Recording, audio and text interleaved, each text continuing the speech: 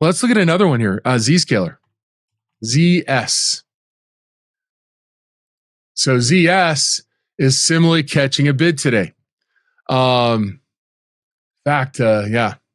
So ZS catching a very similar bid. Again, we have this long consolidation back here. Here's our seed wave. We draw the similar projection. We're at 261. 423 is up here at 264. Back this out. We'll go back 3 years here.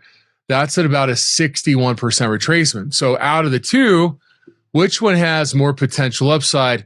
I would look at Zscaler from that perspective. Okay. So Zscaler, we're kind of in that 223 to 261 area. We're breaking through. 423 is at the 61% retracement of the downtrend from 2021 to the low of 2023.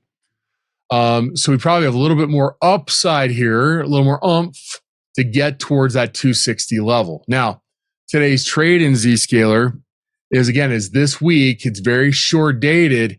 It's out here at 235. Okay, so 10,000 contracts mostly bought at 235. That's about right there. Can we construct a trade around this? Notice the volatility is rising as you move out of the money. You could keep it in this week if you wanted. You could buy at 227.50 and sell at 230. It's going to cost you about $1, a little bit over $1 for a 250 wide spread. You could go to 230, 230, 250 or 230, 250, 235. If we look at the delta, the probability of getting to 235 is pretty small. Okay, so as we look at this again, we got a 235 target. You could give yourself more time. What about a February expiration? Well, if we look here, the vol curve is pretty flattish, but we got 10-point spreads. It's not super attractive. So let's go to a weekly option, 31 days out. We've got $5 spreads. We've got a pretty flat curve. Could you buy a 235 and sell at 240? 31 days left. 235, 240. Buy vertical.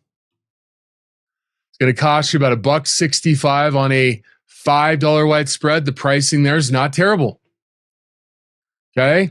So in this case, we're pricing and looking at going to 240 in the next 30 days. Seems to fit, right? So that's a potential trade you could consider on Zscaler. Oops, that was something I wanted. I wanted to copy. So if you're looking at something like that, this way to kind of join the periphery of NVIDIA, I agree with that. And Zscaler, again, we're looking at 240. I think this one has a little bit more upside than CrowdStrike, more potential room. But we've made a decent move, and I think it's now some of this has happened just since I was watching it back here, for example, before I got on my session. All right, Fortinet FTNT. Yeah.